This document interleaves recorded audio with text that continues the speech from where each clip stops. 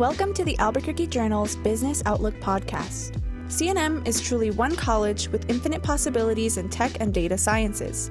CNM offers programs where everyone can learn about software, apps, or how to build websites. You can also choose from AI programs and machine learning, the Internet of Things, and so much more. CNM, one college, infinite possibilities, and a proud sponsor of the Albuquerque Journal's Business Outlook. Hi, welcome back to the Business Outlook podcast. This is Volume 1 focused on real estate. And our guest today is DJ Brigman, and he works in commercial real estate. DJ, thanks for being here. Can you start by introducing yourself and telling our audience a little bit about you? Yeah, thanks, Ryan. Thanks for having me. I am a native New Mexican by the way of birth. I was born in Clovis, New Mexico. My dad was in the Air Force, born on Cannon Air Force Base, and then grew up in the Dallas-Fort Worth area. Was able to get a golf scholarship to UNM, so I came back and played golf at UNM. Was able to improve throughout the years in my college career and then turned professional and played 17 years of professional golf, playing on the PGA Tour and some other tours. And as a result of that, I got to travel and see some amazing places, but Albuquerque was still my home. New Mexico was still the place I came back to. And in 2018, I decided that it was time for me to make a change. Kids were getting older, back was not holding up, and the coolness of eating out and staying in hotel rooms had worn off. So I picked a different career and I fell into commercial real estate. And so I work for a company called NAI SunVista. I'm a partner over there and love it. It's a great environment, family friendly. We've got a great CEO, Debbie Harms, who is very active in the community, and it really truly feels like something similar to what I did previously in golf, because it was a community playing on these different tours, and I feel like it's still a community in Albuquerque, though. Mm-hmm. And I think we were talking earlier, and there was a mentor that you had that kind of gave you some words of advice about jumping into commercial real estate. Yeah. So when I was going through the process of trying to figure out what I wanted to do post golf, there's a guy by the name of Dave Hill who is well known throughout the community, but he's had a previous career before getting into commercial real estate. And I sat down with him, and he was very frank with me and just said, "You're not going to make any money for 9 to 12 months. You better have some money put aside. And if you can make it through the first 9 to 12 months, then you'll be successful in this business." And the reason that is the case is we're just commission based only. We don't get a salary. If you don't close a deal, then you don't get paid. And similar to golf, if you don't perform on the golf course, you don't get paid. So my mindset was, hey, I'm going to outwork anybody. I'm going to do the things that most people aren't going to do. So the commission side of this business did not scare me at all. Whereas some people, that's hard for them to attach themselves to. Okay. Yeah, I can see how there's parallels with that, trying to, make it as a pro golfer and making it in a new commercial real estate industry. Right. And so you started in this industry not too long before the COVID-19 pandemic, and it appears like the COVID-19 pandemic really changed the commercial real estate industry in some ways. Can you tell us about that transition? Yeah, I mean, that was a unique time. No one in our industry had ever experienced that before. They've been through 2008, 2009, and they kind of knew what that was. I mean, phones went quiet. People weren't doing anything. Interest rates, obviously, the market crashed. So this pandemic was completely different. But what I observed was that the ability for people to work in offices dramatically changed, and it's still getting worked out. Albuquerque in New Mexico was known for their call centers. It's a predominantly call center state just because of there's the workforce. There's a lot of workforce here. The price for people to work here was lower than a lot of different states. And also we have very little natural disasters. And so most of these call centers are 24/7. They have people coming in on different types of hourly based programs. And so what the biggest thing I noticed is what these call centers did was they sent people home. The normal office people obviously sent people home, but the call center sent people home and they didn't come back.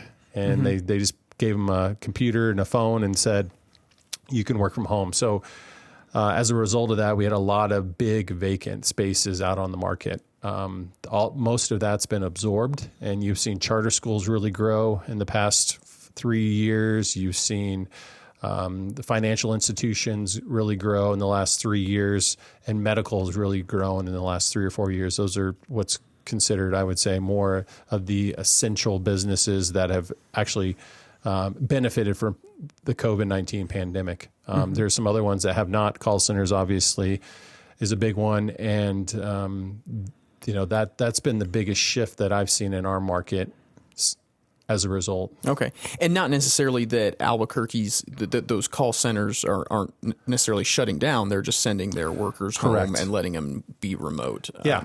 And I think, it makes a lot of sense. I mean, to keep lights on in a place where no one's going to be there. These big, huge buildings that were anywhere from 30 to 80,000 square feet sitting empty. I mean, the operating cost in those buildings is pretty substantial. And so the ability to send someone home, they don't have to pay the overhead to keep these buildings heated and cooled. Makes a lot of sense in my mind now that they have gotten to that point. And as somebody who works in the business and commercial real estate, how do you fit into the puzzle? Like if you're have a building, you're operating a call center, those employees go and work from home, this building still exists and somebody wants a tenant for it. Is that where you come in? Is just putting the business in that space? Yeah, it's putting the puzzle pieces together and finding out who would be the right fit. For example, we had a larger building in the Journal Center area that was sitting vacant, and it was a former call center space. We were representing the landlord on this transaction, and we were able to have a local credit union buy the building. They looked at it as, well, we can put our mortgage division, we can put our they have a call center as well, division in there, and they can put their back office operations in there, and they can consolidate from 3 to 4 different locations into one place and fit that under one roof. And so that was a prime example. We also did that with a local bank. Local bank was in a building that they were looking at putting about $6 million into to just bring it up to, nice standards for their employees. Well, there was the Lowe's call center, which is just south of Osuna on Jefferson, former AOL. They sent everyone home. Our client, we represented Bank of Albuquerque at the time, or still do. And as opposed to putting $6 million into their current facility, they could buy a building for less and then have a better environment for their employees. And so from a financial decision, it made sense for them to do that. And it was a fun transaction, and it's open for business now, and they are extremely happy. Okay, cool. And now maybe we can just take a little step back. When it comes to the commercial real estate, just trends in commercial real estate, how is Albuquerque similar and different from what you're seeing in other cities around the country? So we get the question all the time, and you watch the national news and you read the reports that are out there, and San Francisco's got a 60% vacancy rate. Dallas has got these 100,000 plus square foot buildings that are sitting empty. New York's got multiple buildings that are empty or only have 50% occupancy. And people think that's the same here in Albuquerque, which is not the case. And so we have to do a lot of education for people that aren't used to saying, well, there should be 10 plus opportunities for me out there.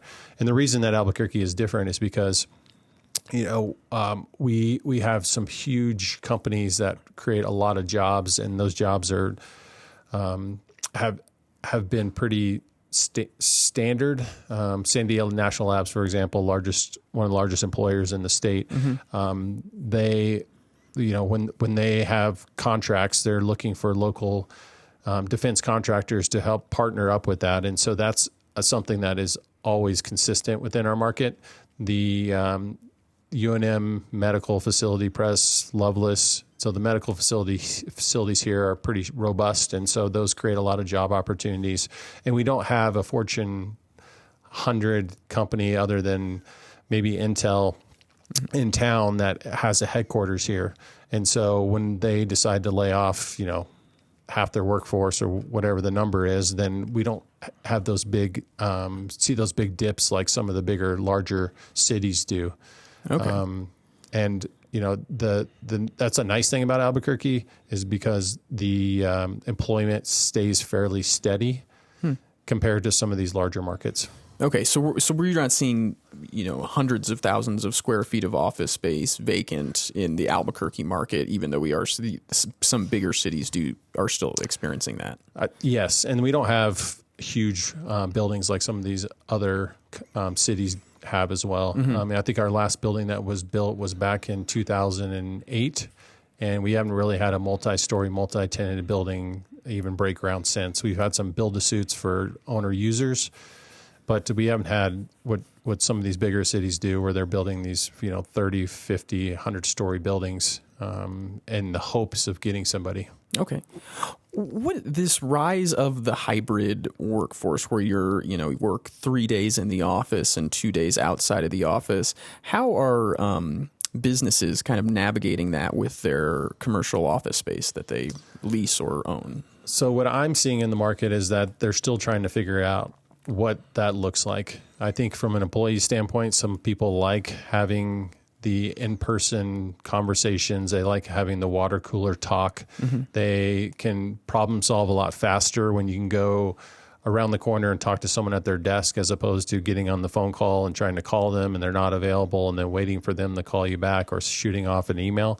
So in regards to being in person, there's some advantages, but we're also seeing that, employees like the flexibility. Mm-hmm. And so one of the things that some companies are doing is allowing employees that are performing to have, Fridays and Mondays off and come in the office Tuesday, Wednesday, Thursday. Yeah.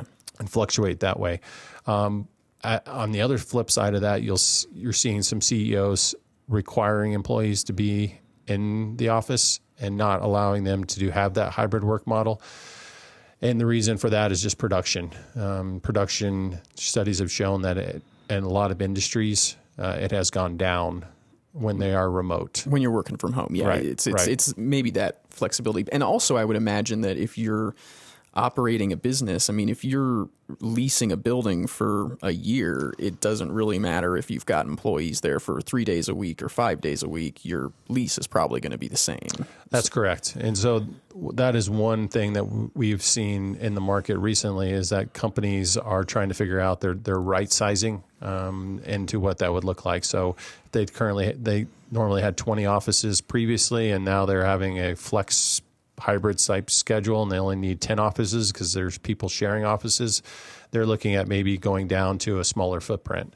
But they are also wanting to have nicer finishes and nicer amenities for their employees, because they want to incentivize them to continue to come in. And it's been a challenge for a lot of these upper management people to figure out what that looks like going forward. In my opinion, there's a balance. I think there are some industries where it makes sense, and there's some industries where the hybrid model does not work. Okay. And do you know, is there a number that you could estimate of what percentage of commercial office space in Albuquerque is at capacity right now or filled, I guess? Yeah. So current vacancy is about 17%. Okay. And there's submarkets. So, Albuquerque is divided into a bunch of different, I think there's 7 or 8 submarkets.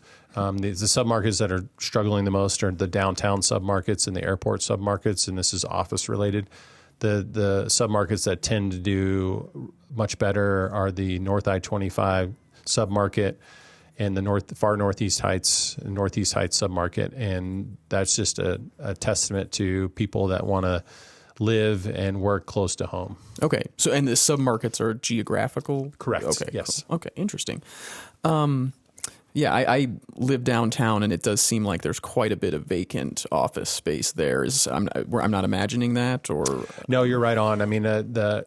Unfortunately, when COVID-19 hit, mm-hmm. a lot of people were sent home. A lot of businesses downtown that were dependent on that, daytime business traffic had to shut down. So as a result, it just has not come back. Yeah. It also seemed like, correct me if I'm wrong, but there was a lot of big law firms downtown. Those seem to be businesses that could maybe easier transition into a hybrid work model because they're so specialized when you're dealing with lawyers working on cases. They probably don't need to be in there downtown 5 days a week. Correct. I mean, there used to be for a law office, they were going to the court 2-3 times a week, or even if they're on a case, it could have been every day. Mm-hmm. And that has completely changed just because of what we went through.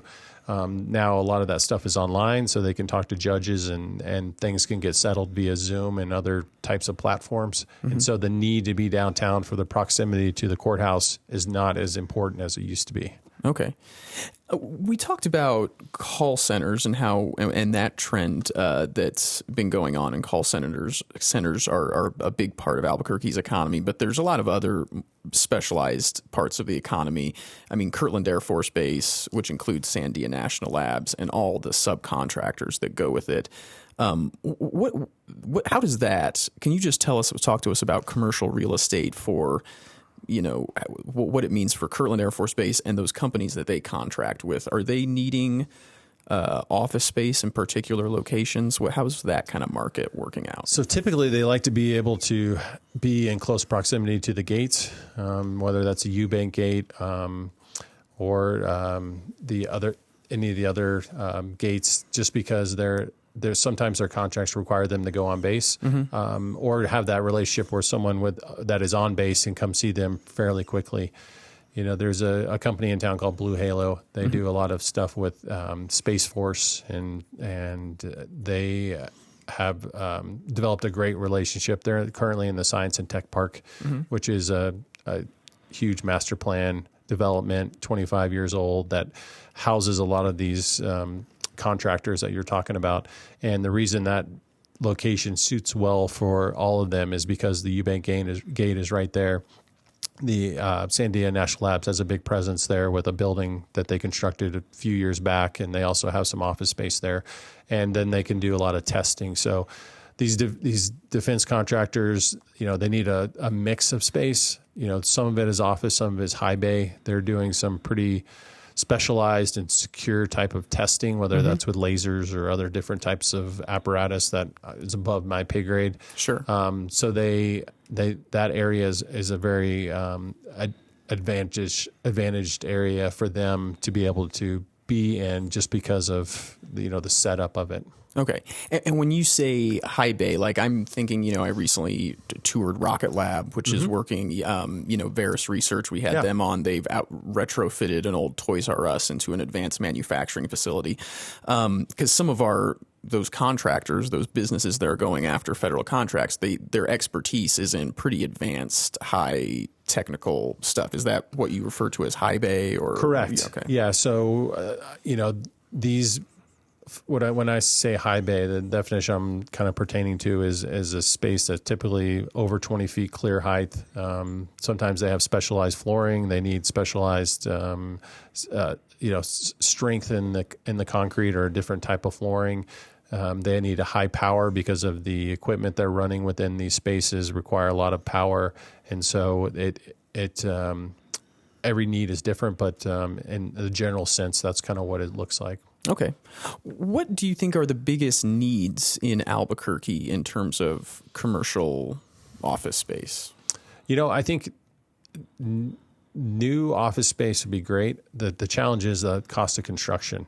The landlords that have either first generation or second generation that they've updated with LED lighting, they updated with clean ceiling tiles, that they have clean carpets, they've got nice updated finishes. Those are the type of spaces that are leasing up quickly in our market right now. When you go into these other second, third, fourth generation spaces and the landlord hasn't done anything, it's harder for these tenants to visualize what the space could look like. Mm-hmm. And so the challenge is that the landlords want a return on their investment. The lease rates have been fairly flat for the last 2 to 3 years. And the cost of running a building has gone up. The cost of TIs, which is tenant improvements within a space, has gone up. And so you're really challenged with a numbers making the numbers work. But what we're seeing from a leasing standpoint and from the commercial standpoint is that spaces that are nice and already built out, they are not sitting on the market very long. Okay. So TI and the cost of running buildings is going up. What's driving that? So a lot of it has to do with supply. When I got in the business in 2018, if you want to do carpet and paint, you're looking at about $3 to $5 a square foot for carpet and paint. Now it's $10 to $12 a square foot. So it's 4 times what it was, 6 years ago, 7 years ago. The other thing is insurance has gone up quite a bit. All these insurance companies have really raised rates. A lot of people have seen it on their home insurance and their car insurance, but also that transfers to the building insurance, and their policies have gone up. So they're having to, pay more for that. And then finally, I would say with the operating costs, overall utilities have gone up. A lot of these buildings are now required to have security in place, and that's another need or want that a lot of people would like to have, whether that's a security guard during business hours or roving security or something like that, just to have that protection for their employees. But that's an added cost that's getting put into the overall operating cost that's passed on to tenants. Oh, sure. Just, the need to keep the building safe is going up in value. And I would assume that that's different in some parts of town compared to others. But if you're a landlord right now, if you're keeping up and keeping the building up to date and it goes to change hands, that's where you're not seeing those commercial buildings stay in the market for very long. As long as there's a certain degree of sophistication and upkeep that's been going on. Yeah,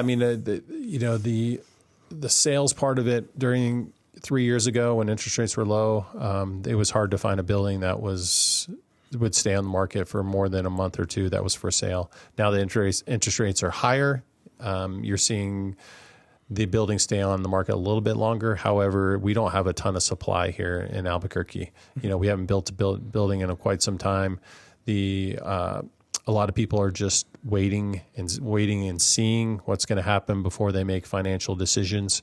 So on the sales side, buildings have the market's been kind of stagnant. If you have a nice building, nice finishes, you're able to get a premium right now in the market because there is not a lot of supply out there.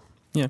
And also, I guess, to kind of wrap up the conversation, can you speak at all of just how important real estate is to just the overall economic development? Like we talked about downtown, and I live downtown, so I'll use that as an example. But, at the ground level, there's a lot of empty storefronts, and people might have different explanations for why they think that is. But I think a big one is that a lot of the office spaces Monday through Friday are not fully at capacity. So when you don't have those workers down there who need to buy lunch every day, it becomes harder for the deli that's open Monday through Friday to stay open. So how can you just say, how do all these pieces work together, and why does real estate in general and commercial real estate really speak to just the economic viability of a city that wants to be a thriving city? Sure. I think it's evolving. You go to some of these bigger cities and they have what they're called multi-purpose buildings where on the bottom floor they've got retail. On the middle floors they might have offices. On the top floors they've got residents. So it's a live-work type environment. I think that's the trend going forward, and I think that's something that would really help downtown if you had that type of a setup. And I wish landlords would do that. The challenge is retrofitting some of these buildings into, the live part of it is super expensive and challenging. The footprints aren't made up that way. But in overall commercial real estate, our job is to, help businesses out, whether that's growing or contracting, and help businesses see Albuquerque as a place where they'd like to be. And the fun part of what I do is I feel like I am a part of that. Mm-hmm. In our industry, we see some things before they happen, and it's been great to see, some of these new businesses that have come into town and made a major impact. Blue Halo, for example, is a big one. They started as a small company, probably 1,500 square feet, and they have in Albuquerque alone over 200,000 square feet, and that's over probably a 10-year period. And they're continuing to acquire other companies, get different contracts. You're seeing, Veris is another great example of someone who started small. These guys that worked for the labs that came out and had a vision, and they've just created a lot of great opportunities for families in New Mexico. And the film industry is another great example of that. We've in commercial real estate, we see the boom of that and what impact that has on just our city. I mean, we're viewed in a much different light, knowing that Netflix has their headquarters here, and that creates a lot of value, and it helps the business overall. Okay. Well, DJ Brigman, thank you so much for coming on and talking to us about your career and how you got there. How's your golf game these days? Not as good as I wanted. Yeah. It's more networking events, scrambles. Okay. Well, those are fun. Yeah. Cold beverage here and there. But it's still a great sport. I still love doing it. And it's helped me transition to being successful in this industry. Okay, great. DJ, thanks so much for coming in. I appreciate it, Ryan. All right.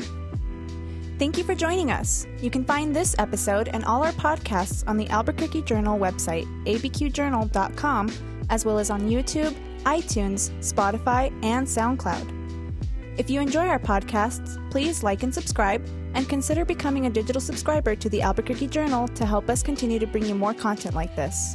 See the show notes for a discount on a digital subscription. Thank you for supporting the Albuquerque Journal, New Mexico's leading local news source.